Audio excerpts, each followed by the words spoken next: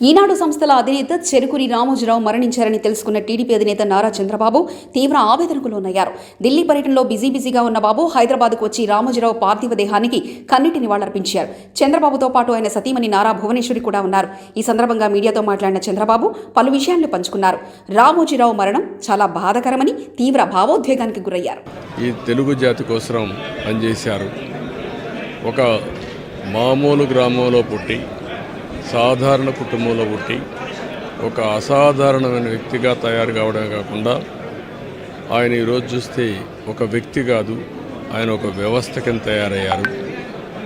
ఆ రోజు ప్రారంభించింది మనం ఒకసారి చూస్తే మార్గదర్శితో ప్రారంభించి మార్గదర్శి అయిన తర్వాత ఈనాడు ప్రారంభించి అదే మాదిరిగా ప్రజా చైతన్యాన్ని మనం చూస్తే ఈరోజు రాష్ట్రంలో ఏ ఇంట్లో కూడా నిద్ర లేస్తానే ఈనాడు చదివితే తప్ప బయట వచ్చే పరిస్థితి ఉండదు. అంటే ఆ విధంగా ప్రజల్ని చైతన్యవంతులు చేయడానికి కానీ విజ్ఞానవంతులు చేయడానికి కానీ అనునిత్యం సాధన చేశాడు. ఆయన ఏ పని చేసినా కూడా నేను మొదటి నుంచి కూడా చూశాను, రాజీ లేదు. 40 ఏళ్ళుగా నేను ఆయనతో కలిసి ఉన్నప్పుడు కూడా ఆయన పరిచయం ఉన్నప్పుడు కూడా ఏ రోజు కూడా ఆయన ఒకటే చెప్పేవాడు, మీరు ఏమి చెప్పినా నేను మాత్రం ధర్మం ప్రకారమే పనిచేస్తాను, విధి నిర్వహిస్తాను తప్ప నేను ఎల్లప్పుడూ ప్రజాపక్షానే ఉంటానని చెప్పి స్పష్టంగా చెప్పిన వ్యక్తి రామోజీరావు గారు. అంతేకాకుండా నిన్న చనిపోయే వరకు ఆయనకు ఒకటే కోరిక, నా కోరిక అంతా కూడా నేను అనునిత్యం పనిచేసి పని చేస్తూ పనిలో చనిపోగలిగితే అది నాకు ఆనందంగా ఉంటుంది.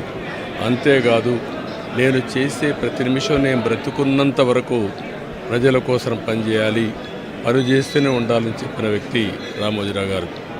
కానీ ఈరోజు మనం చూస్తూ ఉంటే ఆయన నిర్మించిన వ్యవస్థలు శాశ్వతం. ఒక ఈనాడు శాశ్వతం, అదే మరి ఈటీవీ శాశ్వతం. ఇది కాకుండా చిత్ర పరిశ్రమ కూడా ఎనలేని సేవలు అందించాడు. ఈరోజు రామోజీ ఫిల్మ్ సిటీ మీరు చూస్తే దేశంలోనే ఒక అత్యున్నతమైన స్టాండర్డ్స్లో రామోజీ ఫిల్మ్ సిటీ తీసుకొచ్చి ఆయన అనునిత్యం చెప్పేవారు, నేనేదో ఒక కమర్షియల్ కాంప్లెక్స్ కట్టచ్చు, వ్యాపారాలు చేయొచ్చు, నా వల్ల ఈ సిటీకి లాభం రావాలి, అదే మరి రాష్ట్రానికి ఆదాయం రావాలి, టూరిజం కింద ఉండాలని చెప్పి చేశారు.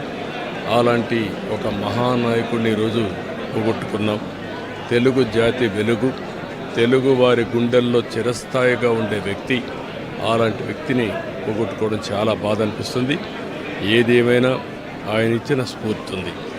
నా జీవితంలో ఎన్నో సంఘటనలు, నాకు ఎప్పుడైనా క్లిష్టమైన సమస్య వస్తే ఆయనతో నేను కన్సల్ట్ చేస్తే దాన్ని ఏం చేయాలనో ధైర్యాన్ని ఇచ్చే వ్యక్తి అతను.